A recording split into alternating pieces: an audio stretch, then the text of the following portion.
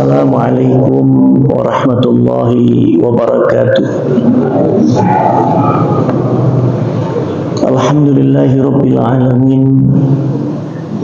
Wassalatu wassalamu ala ashrafil anbiya wal mursalin wa ala alihi wa sahbihi ajma'in. Asyhadu an la ilaha illallah wahdahu la syarika lah wa asyhadu anna Muhammadar Rasulullah. A'udzu billahi minasy syaithanir rajim. Ya ayyuhalladzina amanu ittaqullaha haqqa tuqatih wa la tamutunna illa wa antum muslimun. Wa qala ya ayyuhalladzina amanu taqullaha wa qulu qawlan sadida yuslih lakum a'malakum wa yaghfir lakum dhunubakum wa may yuti'illaha wa rasulahu faqad faza fawzan 'azima. Amma ba'd. Bapak Ibu hadirin dan hadirat jamaah Masjid At-Taqwa yang dirahmati Allah, kita panjatkan syukur kehadiran Allah Subhanahu wa taala. Semoga salawat dan salam sampai kepada Nabi Muhammad sallallahu alaihi wasallam. Dan mari kita lanjutkan kajian kita, masih membahas tafsir surat An-Nazi'at sampai pada ayat yang ke-20 yang berbunyi A'udzubillahi minasyaitonir rajim fa'arahu ayatul kubra. Jadi ayat ini artinya lalu Musa memperlihatkan kepada Fir'aun mukjizat yang besar.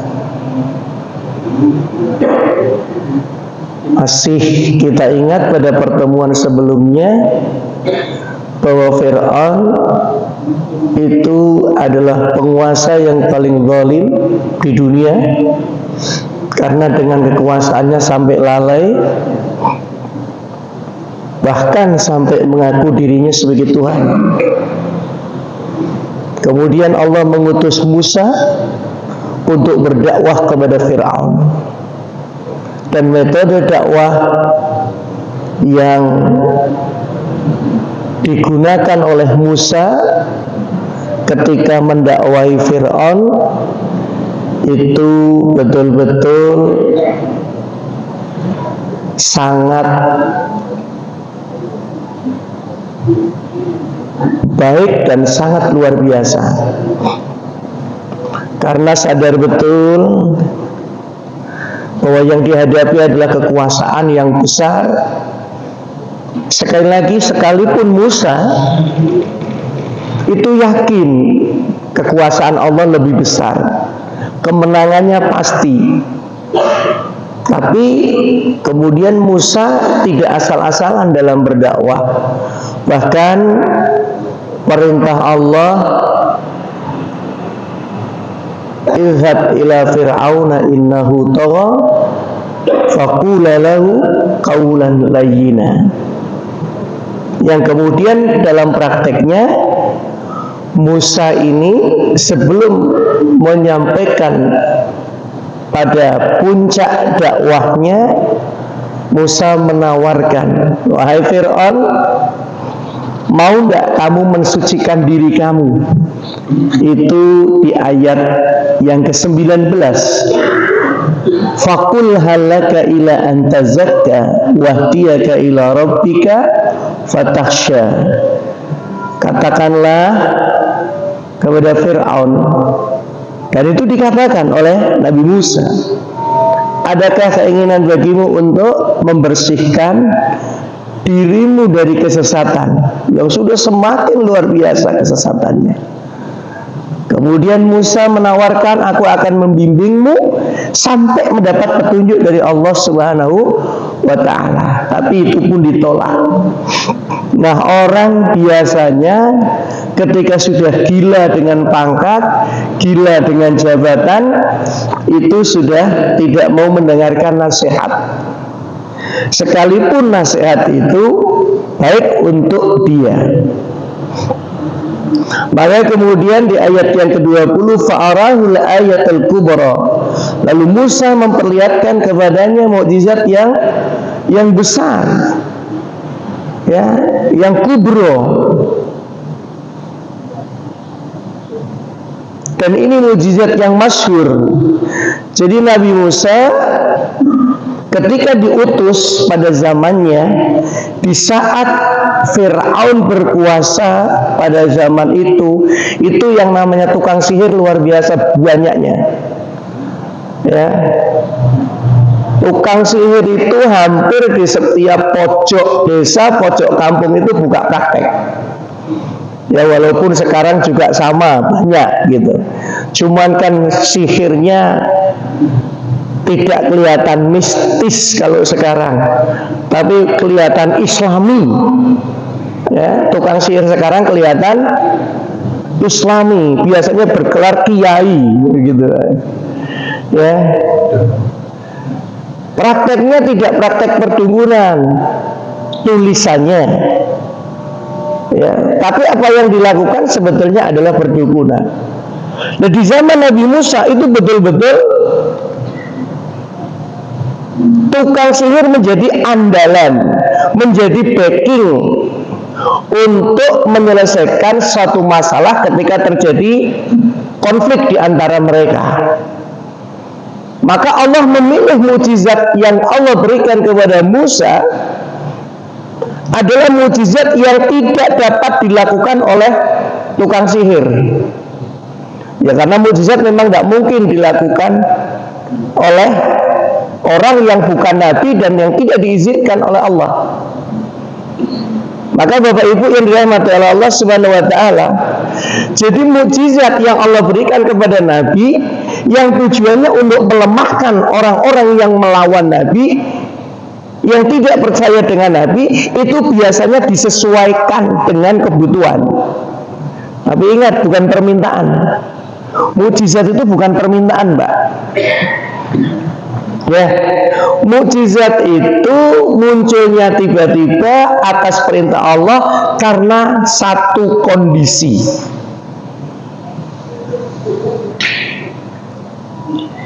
Nah, saya mau tanya sekarang, biar nggak ngantuk, berarti harus ada pertanyaan.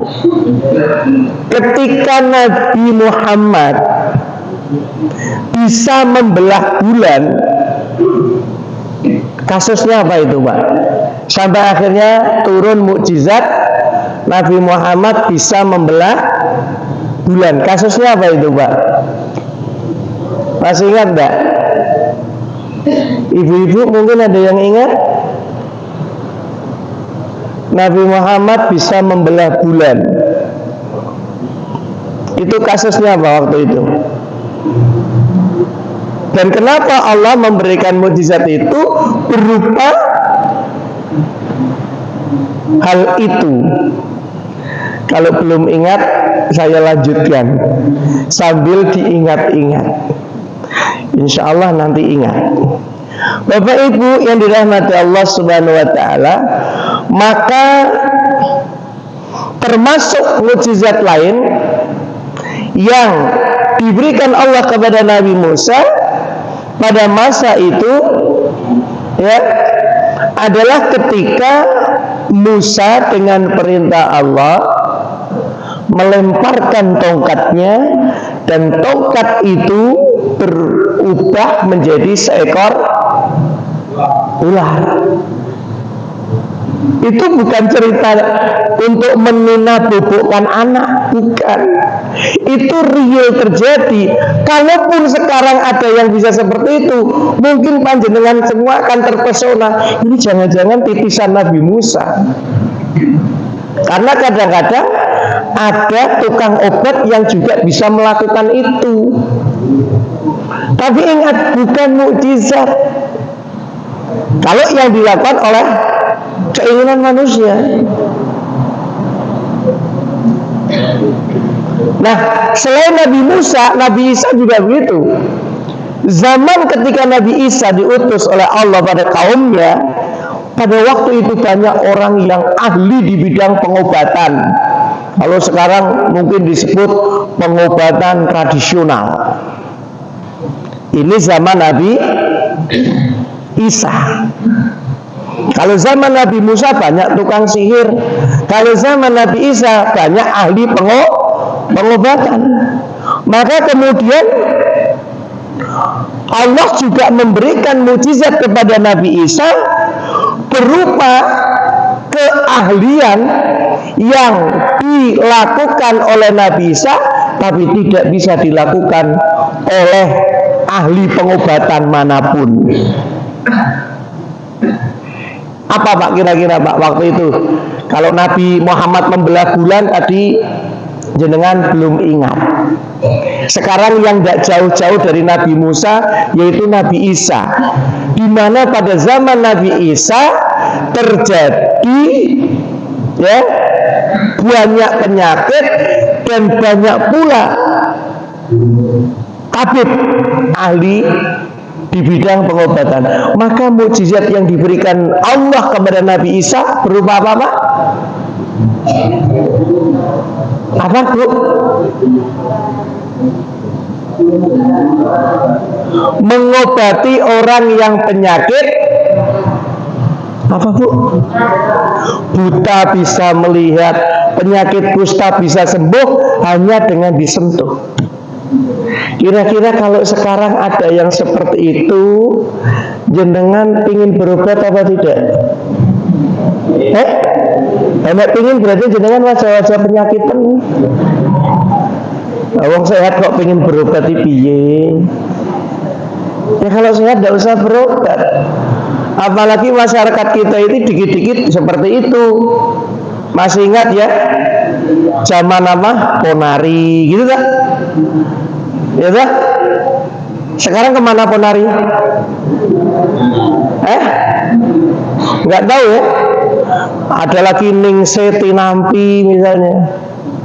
Ada lagi yang bergelar ustadz. Ya. Itu bukan mukjizat. Dan itu juga bukan karomah. Kita mesti harus teliti. Ya. Antara mukjizat dan karomah itu tidak bisa diminta dan tidak bisa diulang. Nah kalau orang bisa mengobati kemudian diulang-ulang tapi dengan cara yang semacam tadi, wah ini bisa dipastikan praktek perdukunan. Ya, ini ada nanti dalam pembahasan khusus, ya pembahasan sihir misalnya. Nah Bapak Ibu yang dirahmati Allah, itu diantara ciri mukjizat. Allah akan memberikan mukjizat kepada nabi pilihannya, ya di masa yang berbeda sesuai dengan kebutuhan. Maka karena di masa Nabi Musa tadi banyaknya tukang sihir, Allah ngasih mukjizat berupa apa? Tongkat yang saat dilempar menjadi seekor ular dan memangsa ular-ular yang dibuat oleh tukang sihir. Ya. Bapak Ibu yang dirahmati Allah, tapi setiap nabi itu tidak hanya satu mukjizat. Nabi Muhammad tidak hanya bisa membelah bulan, ya. Nabi Muhammad punya mukjizat lain. Nabi Isa juga tidak hanya bisa mengobati orang buta menjadi melihat, ya. Nabi Musa juga tidak hanya itu. Di mana di situ kezaliman terhadap seorang nabi, ya kezaliman terhadap Allah dilakukan oleh orang-orang musyrik dan sudah sampai puncaknya, maka Allah akan turunkan mukjizat itu. Ya ingat, mukjizat ini hanya untuk para nabi, tapi sekarang latah dipakai oleh semua orang. Ada orang sakit di ICU, sudah terpasang berbagai macam alat bantu. Kata Pak Dokter, tinggal nunggu mukjizat. Kata keluarganya, kita hanya berharap mukjizat. Apa yang sakit ini nabi? Coba penggunaannya yang tepat. Sering dengar begitu nggak, Bu? Itu penggunaan di tempat yang tepat apa yang keliru, yang tidak tepat?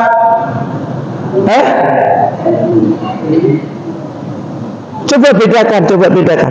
Tinggal menunggu keajaiban dari Allah atau tinggal menunggu mukjizat dari Allah. Mana yang lebih pantas untuk kita? Keajaiban kan? Tapi kita kadang-kadang sering latah. Ikutnya siapa? Artis. Ya. Kalau ada artis sakit bertahun-tahun, ya sudah komen-komennya muncul, ya semoga ada mukjizat. Ingat, mukjizat itu digunakan, ya diberikan Allah kepada seorang nabi untuk melemahkan mereka yang tidak percaya dengan Allah, yang tidak percaya dengan apa yang dilakukan oleh rasul-rasul pilihan Allah.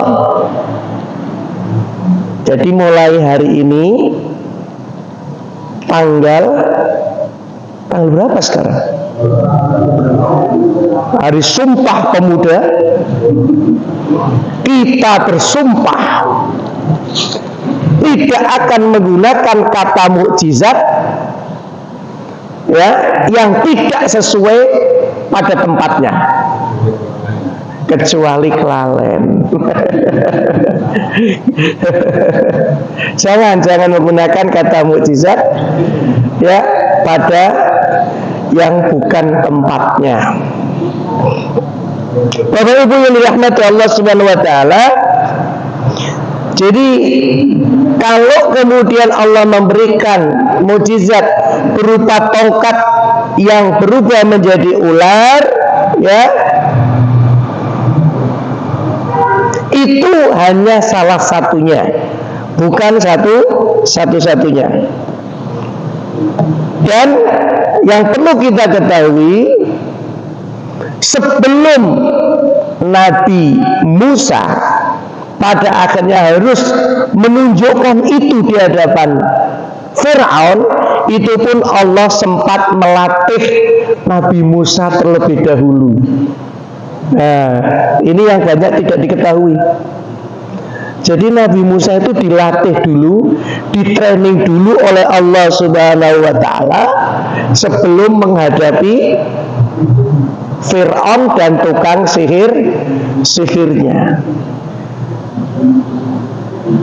Itu kisahnya terdapat di dalam surat Thaha ayat 17 sampai 20. Buktinya di situ.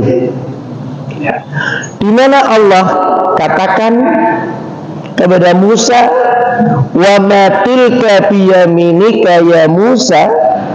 Dan apakah yang ada di tangan kananmu wahai Musa? Ini Allah sedang melatih, mengingatkan Musa, apa yang ada di tangan kananmu wahai Musa? Dijawab oleh Musa, hiya asaya, ini adalah tongkat, atawakka'u 'alaiha wa ahussu biha 'ala ghanami waliya fiha ma'aribu ukhra. Kata Nabi Musa, ini adalah tongkatku yang aku bertumpu dengannya, bertumpu padanya, dan aku merontokkan daun-daun, ya, dengannya pula untuk makanan kambing-kambingku. Ini juga menunjukkan bahwa setiap nabi itu apa? Setiap nabi pernah punya pengalaman menjadi pengembala. Karena leadership, pelajaran kepemimpinan ada di situ. Sudah pernah pada angon belum, Pak? Sudah pernah angon belum? Ya kalau belum ya ndak usah nyalon-nyalon jadi pimpinan. Ora tahu angon kok pengen jadi pimpinan. Pemimpin itu yang pernah angon. Ya, belajar kepemimpinan itu dari situ. Bapak Ibu, kata Musa ketika ditanya oleh Allah, apa yang ada di tangan kananmu? Musa menjawab, ini adalah tongkatku yang dengannya aku bertumpu ketika berjalan, yang dengannya pula aku merontokkan daun-daun untuk makanan kambingku. Ya. Dan Nabi Musa mengatakan juga, fiya ma'arib ukhra, dan tongkat ini masih ada manfaat yang lain bagiku. Ya, tongkat ini masih ada manfaat yang lain bagiku. Selain tadi untuk tekan dan untuk merontokkan daun, di situ ada yang dirahasiakan. Masih ada ya fungsi lain bagiku. Ya. Bapak Ibu yang dirahmati Allah Subhanahu wa taala, maka Allah berfirman setelah itu, qala alqiha ya Musa, kata Allah, Musa, coba lemparkan tongkat itu. Coba lemparkan tongkat itu. Lalu Musa melemparkan. Itu ketika Musa belum menghadap Fir'aun, belum berhadapan langsung dengan Fir'aun. Kemudian fa'alqaha fa'idha hiya hayyatun tas'a.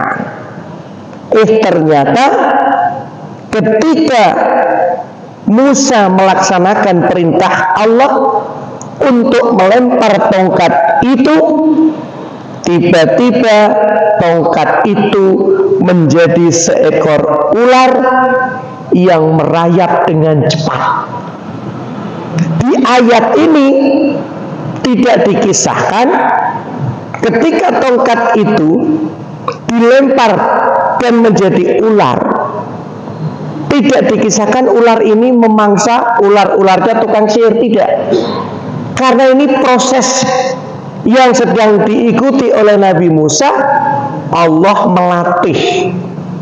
Tapi apakah Musa sadar bahwa latihan yang dia jalani dalam rangka untuk menghadapi Fir'aun? Nabi Musa belum ngerti. Nabi Musa belum ngerti. Bahkan tatkala Nabi Musa melihat ular tersebut, Nabi Musa sendiri ketakutan, Pak. Nabi Musa itu ketakutan. Nabi Musa hanya menjalankan perintah Allah, lemparkan. Alqiha ya Musa, lemparkan. Tapi ketika dilempar, kemudian tongkat itu menjadi ular, Nabi Musa lari. Pernah dengar kisah ini enggak? Nabi Musa lari ketakutan? Belum kan? Belum. Nah ini pentingnya tafsir begini, Pak.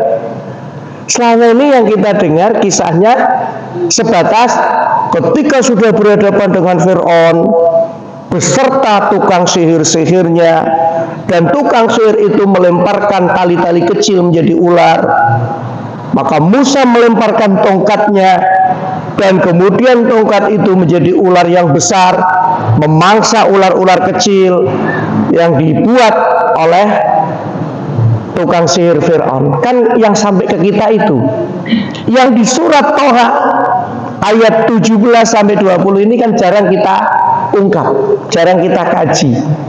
Padahal disinilah proses awalnya bagaimana Allah mentraining, ya, bagaimana Allah melatih Musa ketika nanti pada saat berhadapan dengan Fir'aun, saat melemparkan tongkat itu biar tidak ketakutan lagi.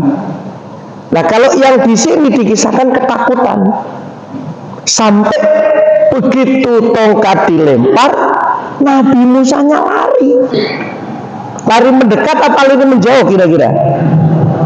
Iya, lari menjauh, ular kok. Ular ya lari menjauh. Ya. Bapak Ibu yang dirahmati Allah. Kemudian di dalam surat Al-Qasas ada kisah menarik lagi berkaitan dengan tongkat juga. Dalam surat Al-Qasas ayat 31. Wa an alqi asaka, dan lemparkan tongkatmu wahai Musa. Ingat Bapak Ibu, ini kita sedang membahas ayat 20 surat An-Nazi'at, tapi penjabarannya luas.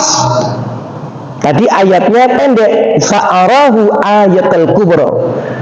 Maka kemudian Musa menunjukkan tanda-tanda kekuasaan Allah yang agung, yang besar. Nah, ini kita bahas sampai pada bagaimana proses mukjizat itu turun. Ya, kalau tadi proses pelatihannya surat Toha ayat 17 ayat 20. Nah, sekarang di ayat 31 suratnya Al-Qasas. Ini namanya menafsirkan ayat dengan ayat. Surat An-Nazi'at ayat 20 ditafsirkan dengan surat Toha 17-20 dan surat Al-Qasas ayat 31. Apa kata Allah? Wa an alqi asaka falamma ra'ahu tahtazzu ka'anna jan walla mudbiran wa lam yu'aqib ya Musa aqbil wala takhaf innaka minal aminin. Ya, Musa lemparkan tongkatmu itu. Maka ketika Musa melihatnya, tongkat itu bergerak seakan-akan menjadi seekor ular yang gesit berlari, dia lari berbalik ke belakang. Nah, ini menunjukkan ya betapa takutnya Nabi Musa saat itu. Lemparkan jadi ular, maka kemudian lari balik ke belakang.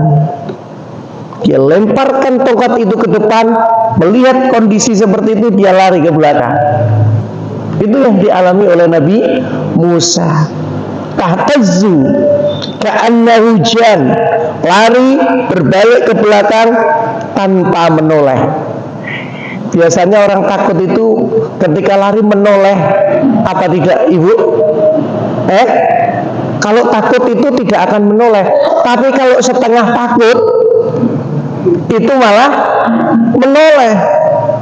Sudah lari tapi lagi-lagi nengok ke belakang. Tapi yang benar-benar takut nggak akan menoleh, lari sekencang-kencangnya.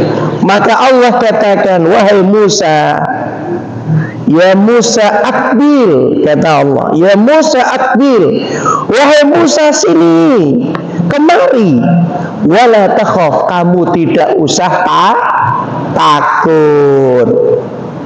Ya, akbil wala takhaf, Musa kemari, kamu tidak usah takut, innaka minal aminin, innaka minal aminin, sesungguhnya engkau wahai Musa orang yang aman.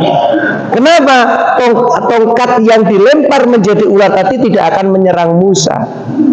Lu bayangkan kalau Musa tidak diproses dengan pelatihan, tiba-tiba harus menghadap Fir'aun, berhadapan dengan tukang sihirnya Fir'aun, kemudian di situ Musa melemparkan tongkatnya menjadi ular, tapi dia sendiri takut. Isine kaya apa? Nggih mboten? Mboten. Nggih. Lu tanpa dilatih bisa jadi dia ketakutan. Tentara-tentara itu kalau dalam latihan itu ya lucu-lucu kok ternyata. Yuk gagah pakai seragam tentara. Tapi ketika saat di medan pelatihan itu ya kadang-kadang ada yang lucu. Suruh lompat takut, ya kan? Suruh pegang granat dilempar, yang dilempar bukan granatnya, ya kan? Malah helmnya, itu kan lucu-lucu seperti itu. Bapak Ibu yang dirahmati Allah, jadi keberanian Musa itu karena proses. Ketenangan Musa saat menghadapi tukang-tukang sihir Fir'aun dengan tenang, bahkan itu letaknya di istananya Fir'aun, itu karena pelatihan. Nah, proses pelatihan ini yang sering sekali kita tidak tahu, padahal itu disebutkan juga dalam Al-Quran, yang sampai informasi kepada kita instan. Mukjizat itu yang muncul pada saat berhadapan dengan Fir'aun di istananya, padahal prosesnya ada dan ditunjukkan di dalam Al-Quran. Nah, saat di situ Nabi Musa lari karena melihat tongkatnya berubah menjadi ular, Allah menenangkan. Akbil ya Musa, ya Musa akbil wala taqaf innaka minal aminin. Musa, tenang, ayo balik, kamu itu orang yang aman. Artinya keamanannya dijamin oleh Allah. Di sini Allah sedang melatih dan menenangkan Musa, ya, untuk membuat Musa terbiasa menghadapi kondisi-kondisi yang semacam itu. Ya, seandainya Allah tidak melatih Musa dengan demikian, kemudian Nabi Musa tiba-tiba melemparkan tongkatnya dengan Fir'aun, dan Nabi Musa tidak mengetahui wujud yang akan terjadi, pasti Musa sendiri akan ketakutan. Ini kan akan diketawain sama tukang sihir Fir'aun, melempar tongkat sendiri jadi ular sampai lari sendiri. Itu sudah satu kekalahan, apalagi disaksikan oleh bala tentaranya Fir'aun. Maka ketika pada akhirnya mukjizat itu diturunkan oleh Allah kepada Musa pada saat berhadapan langsung dengan Fir'aun, ya, Musa sudah betul-betul dalam keadaan yang siap, yang tenang, ya, yang siap, yang tenang, ya. Makanya Bapak Ibu yang dirahmati Allah, di situ menjadi, ya, satu poin kemenangan. Ya, orang kalau tenang, ya, dengan orang yang panik itu kan pasti berbeda, Pak. Orang yang panik itu ketahuan. Ya, orang yang tenang itu karena betul-betul punya persiapan. Ya, orang yang tenang itu betul-betul sudah punya persiapan. Ya. Maka Bapak Ibu yang dirahmati Allah, jadi apa yang terjadi pada kisah ini itu antara mukjizat berhadapan dengan sihir betul-betul nyata. Maka sihir itu sampai hari ini betul-betul real adanya. Coba saya minta jawaban panjenengan, sihir yang paling berbahaya sihir apa? Ayo. Sihir apa yang paling berbahaya?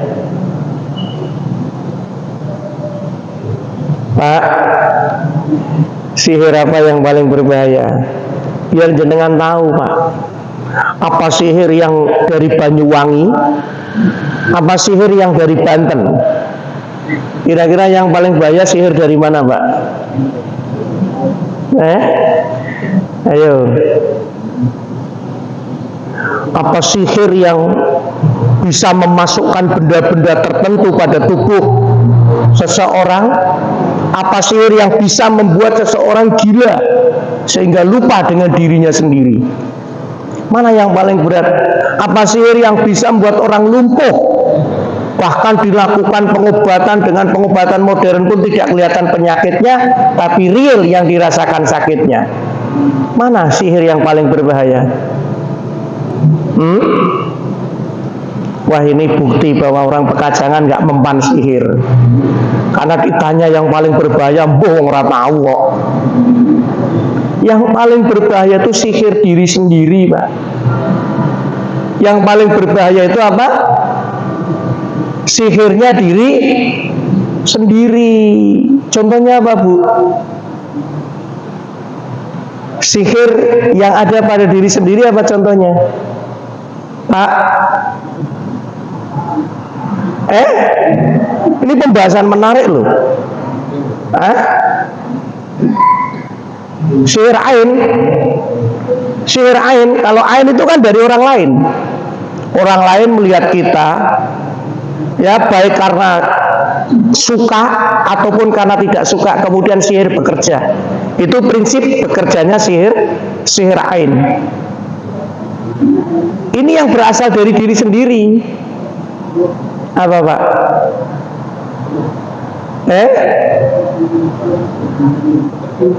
Ayo, yang benar dapat sepeda dari takmir. Tapi sihir apa, Bu? Apa? Sihir nafsu. Terus sihir apa lagi? Sombong. Apa lagi? Sihir apa, Pak? Nih, apa ini? Ini pikiran. Pikiran kita ini mampu mensihir diri kita. Itu yang paling berbahaya. Ya. Dan ketika itu sudah menguasai, la haula wala quwata illa. Contoh, saya menghadapi pasien yang semua dokter itu sudah diterjunkan. Spesialis saraf sudah terjun. Gimana dokter? Sehat Ustaz, enggak apa-apa. Ya, spesialis jiwa Dokter Heni Rosita, gimana dok? Sudah saya periksa, enggak apa-apa. Psikolog sudah, enggak apa-apa. Jantung sudah, enggak apa-apa. Ternyata apa? Ternyata dia tersihir oleh memikirkan sesuatu yang sebetulnya dia tidak mampu, tapi dia memaksa juga memendam, tidak pernah menyampaikan kepada orang yang dia percaya misalnya, untuk meringankan beban pikirannya. Tapi terus loh, yang begitu itu seminggu 2 minggu di rumah sakit nggak ketemu penyakitnya. Nah, kalau orang dari mana-mana kan pikiran ini paling kena santet ini Ustaz. Ya, ini diruqyah saja Ustaz. Ternyata ya seminggu di rumah sakit saya dengerin ceritanya. Ya, saya mencoba menjadi pendengar yang baik. Besoknya legowo, hatinya bombong, pulang. Ini bahaya nih, sihir pikirannya diri sendiri, hati-hati Pak. Ya, maka banyak-banyak berzikir supaya tenang pikiran kita. Bapak Ibu yang dirahmati Allah Subhanahu wa taala, kita kembali pada tafsirnya, ya. Nah, di dalam Al-Qur'an juga Allah Subhanahu wa taala masih di dalam surat Thaha mengisahkan bagaimana proses pertempuran antara tukang sihir Fir'aun dengan Nabi Musa. Nah, ini yang biasanya kita terima, yang biasanya kita baca, ya, hanya pada saat proses pertarungannya antara sihir dengan mukjizat.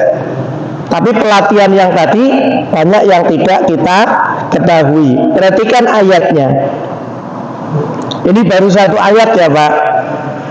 Ya, surat An-Nazi'at ayat 20, tafsirnya luas. Sekarang ya kita lihat tafsirnya di dalam surat Thaha ayat 65. Qalu ya Musa imma an tulqiya wa imma an nakuna awwala man alqa. Mereka berkata, wahai Musa. Siapa mereka yang berkata ini? Tukang sihir. Apakah engkau yang melemparkan terlebih dahulu atau kami yang melemparkan terlebih dahulu? Ini kan tantangan. Ya, tantang-tantangan antara tukang sihir pasukannya Fir'aun dengan Nabi Musa. Ayo, siapa yang mau melempar tongkatnya dulu? Ya. Maka qala bal alqu fa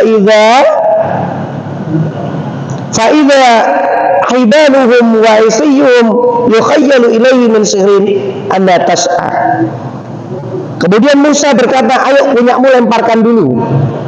Kalau kamu tukang sihir yang hebat, lemparkan dulu. Ya, silahkan. Ya, kamu lemparkan, maka tiba-tiba tali-tali dan tongkat-tongkat mereka terbayang oleh Musa seakan merayap cepat karena sihir mereka ya itu sangat canggih. Musa loh, seorang nabi, melihat tali, melihat tongkat itu seperti ular. Itu Nabi Musa. Apalagi kita sering dihapusi kan. Sekiranya tidak ada pesulap merah, kita sudah sering termakan oleh Gus. Siapa? Gus? Siapa yang dibongkar sama pesulap merah? Gus? Oh iya, Gus Samsudin. Ya, nah? Nabi Musa saja tertipu ya pada kondisi itu. Maka Musa merasa takut dalam hatinya, padahal sudah melalui proses pelatihan tadi. Masih ada rasa takut. Kemudian Allah katakan kepada Nabi Musa, la takhaf innaka antal a'la. Kalau di dalam ayat yang tadi, la takhaf innaka minal aminin. Di surat Toha ayat yang ke-17-20 tadi dikatakan ketika masih latihan oleh Allah dikatakan la takhaf innaka minal aminin. Di dalam proses kejadian yang betul-betul berhadapan dengan sihir-sihir Fir'aun, maka Nabi Musa masih merasakan takut dalam hatinya. Ya, dan itu ditunjukkan fa'aujasa fi nafsi khifatan Musa dalam ayat yang ke-67 disebutkan di situ surat Taha, sehingga Allah menenangkan la takhaf innaka antal a'la. Musa, kamu jangan takut, kamu posisinya derajatnya lebih tinggi daripada tukang sihir Fir'aun. Wa alqi ma fi yaminika talqafu ma sana'u innama sana'u kaidu sahir wa la yuflihu sahiru haitsu ata. Kata Allah Subhanahu wa taala kepada Musa, ya, lemparkan apa yang ada pada tangan kananmu, niscaya ia akan menelan apa yang mereka perbuat. Apa yang mereka perbuat itu hanyalah sihir dan tidak ya akan menang ketika sihir berhadapan denganmu. Ketika sihir berhadapan dengan mukjizat ini dari manapun datangnya. Lalu kemudian akhirnya betul apa yang dikatakan Allah, faul qiyas saharatu sujada. Tukang sihir itu kemudian sujud mengakui kekalahannya. Qalu amanna bi rabbi Harun wa Musa. Jadi sebetulnya ketika mereka berhadapan, mereka sudah ada yang beriman. Ya, tapi sebagian masih ada yang belum menerima. Sehingga kata-kata mereka yang mengatakan amanna bi rabbi Harun wa Musa itu juga ada yang diucapkan pada saat mereka ditenggelamkan di Laut Merah. Kan di saat mereka ditenggelamkan, pengikut Fir'aun yang tetap mengikuti Fir'aun ya sampai mengejar Musa kan juga mengatakan begitu, amanna bi rabbi Harun wa Musa, kami sesungguhnya beriman kepada Tuhannya Nabi Musa dan Tuhannya Nabi Harun. Bapak Ibu yang dirahmati Allah Subhanahu wa taala, ini ayatul kubra. Ini bagian daripada tanda-tanda kebesaran Allah Subhanahu wa taala. Maka kalau kita sekarang bicara Palestina, kita bicara Gaza, jenengan ikut nahani apa tidak? Ikut nahani apa ikut bantu? Ikut ya, insyaallah ya. Kemarin MUHI mengumpulkan dana, sekolah-sekolah Muhammadiyah mengadakan acara ya peduli Palestina, Kokam juga ya, insyaallah saya nanti malam juga di Kaliwungu, tapi mulainya pagi ini, jadi ada 4 tempat di Kaliwungu dan Kendal. Bapak Ibu, kalau melihat sekarang kondisi Gaza seperti itu, kita nahani, tapi bagi mereka biasa saja itu. Bagi mereka biasa saja. Kenapa? Ini karena mereka punya keyakinan. Ibaratnya Allah mengatakan kepada mereka, la taqaf innaka minal aminin, la taqaf innaka antal a'la. Wahai penduduk Gaza, wahai mujahidin Gaza, mujahidin Palestina, jangan takut dengan Zionis Yahudi. Innaka anta minal aminin, kamu itu orang yang aman. Hidup kamu mulia setelah melakukan perlawanan sengit. Kamu hidup diberi kehidupan, insya Allah mulia. Kalau kamu mati, insya Allah syahid. Ya, maka orang sana nggak ada takut-takutnya. Ya. Nah, kemudian Allah juga mengatakan ibarat perkataan kepada Nabi Musa, innaka antal a'la. Kamu itu muslim, orang-orang Gaza. Kamu itu orang-orang beriman, orang-orang Gaza. Innaka antal a'la. Derajatmu lebih tinggi daripada bangsa babi dan kera. Karena Yahudi ini kan disebutnya bangsa babi dan kera. Ya, maka Bapak Ibu, bismillah, kita support, kita bantu perjuangan mereka. Karena ingat, dulu ketika Indonesia merdeka, ulama yang pertama kali mendukung kemerdekaan dan merestui kemerdekaan Indonesia adalah ulama Palestina, Al-Husaini. Sedangkan negara yang pertama kali mendukung kita merdeka adalah Mesir. Nah, sekarang Mesirnya sedang apa? Sedang apa Mesirnya? Sedang sayang-sayangan sama Yahudi. Nah, ini repotnya. Sehingga ketika ada bantuan harus lewat Ramallah. Itu bukan nunggu izin Mesir membuka perbatasan, tapi menunggu Israelnya. Jadi Mesir tidak akan membuka kalau Israel tidak memberikan izin. Ini kan repot. Tapi insya Allah bantuan dari Muhammadiyah sampai di sana, Pak. Baik berupa air bersih, baik berupa obat-obatan. Ya, jadi kita salurkan bantuan kita melalui Lazismu. Ya, yang kemudian nanti akan dikoordinir oleh PP Muhammadiyah, dan insya Allah amanah itu akan sampai kepada yang membutuhkan. Ya, tugas kita di sini adalah mendoakan. Kenapa? Itu juga tanda-tanda kebesaran Allah. Ya, tanda-tanda kebesaran Allah. Kalau kita merujuk pada ayat 20, fa'arahu ayatul kubra. Allah sedang menunjukkan tanda-tanda kekuasaannya di Palestina. Salah satunya apa? Negaranya disekat. Tidak boleh ada bantuan apapun masuk. Ya, bahasanya embargo.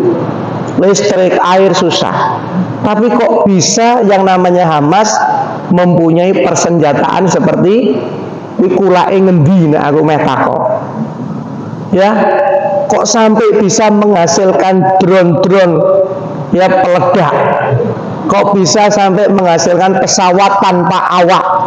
Itu dari mana coba? Kalau tidak karena kekuasaan Allah.